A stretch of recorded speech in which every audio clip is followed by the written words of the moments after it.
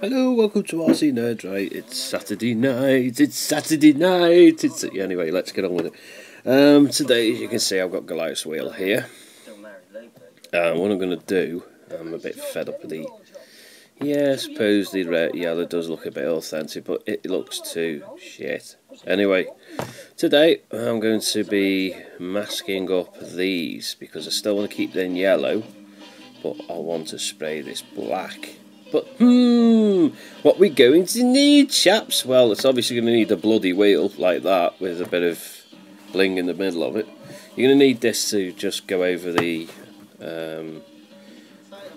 to save on you using what I'm going to use. You know, you can use this as just to go over the tyres to stop the paint from getting through. Anyway, right, that one. And today I'm going to be using this. First time I've ever used it. So I'm going to use that to paint into there to keep it, and also do the back because I want to keep it authentically clean as yellow, because the wheel sits on there a lot and I don't want, you know, and this is going to be black. So I'm going to actually keep the beading as yellow, so all you're going to see in there is black, but it's going to set the wheel off for an idea I've got. I don't want to go too into it yet, but this is a test wheel. If I don't like it, I've got chemicals here to remove it and carry on doing something else. So anyway, first of all, you're going to need your tyre. Now this tyre's been washed with warm soapy water, and listen to what I'm going to tell you.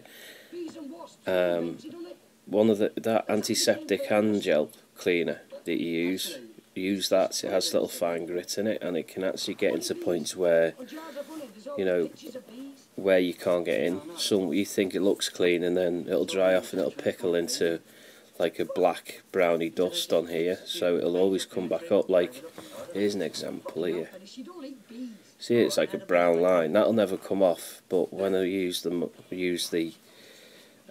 you can either use toothpaste as well. I used to clean a lot with toothpaste. That's a very good one, chrome, believe it or not. And you get to get your RC car smelling like a big mint. Anyway, so what we're going to do now, I'll be back in a minute and I'll show you what I've done. Right, here we go. Hello, right, as you can see, I've prepped it. I've put masking tape around there because there's no way I was going to use fast mask to use on there, so use quite a bit. So now when you get the next one, I'll show you what I've done on the inside. So you need to make sure to mask him, push him in the groove there, get a styling knife and just cut. Take your time, because believe it or not, as soon as automated paint hits this, it'll end up splitting. So give it a bit of time to warm up each wheel and give it a good, you know, play with the wheel. Yeah, anyway, I'll be back in a minute. So I got to learn to use this. I've never used this before, liquid mask, so this is going to save me doing this, and because as it says, it's for making painting custom design easy, used for RC cars, boats, models and all types of models. So yeah, I might be able to get away with it. Anyway, right, next you'll see is the inside, front and back mashed off, and then hopefully sometime tomorrow I'll be doing the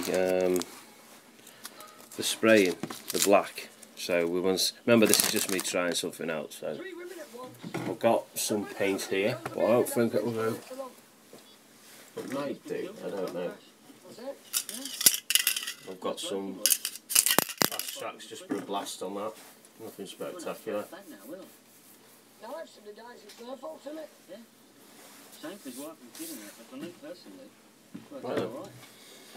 Back in a minute.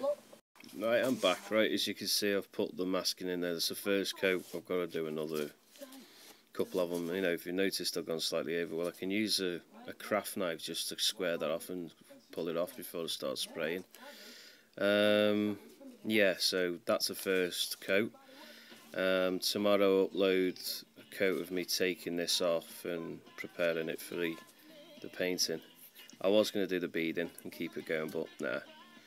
I'm going to see how this is going to turn out and I'll decide. But remember, I'm just doing this because I want to try this stuff out. I've heard the hype. literally all I'm doing is I'm soaking it up with that stuff, giving it a few minutes. Go, give it 15 minutes each. I'll give it 4 coats each side, so it'll be 8 coats, and that should do that. And then tomorrow I'll be able to put the first lick of paint on, and we'll see how this turns out. Okay, so cheers everybody. Yeah, right then. So see you tomorrow in part 2.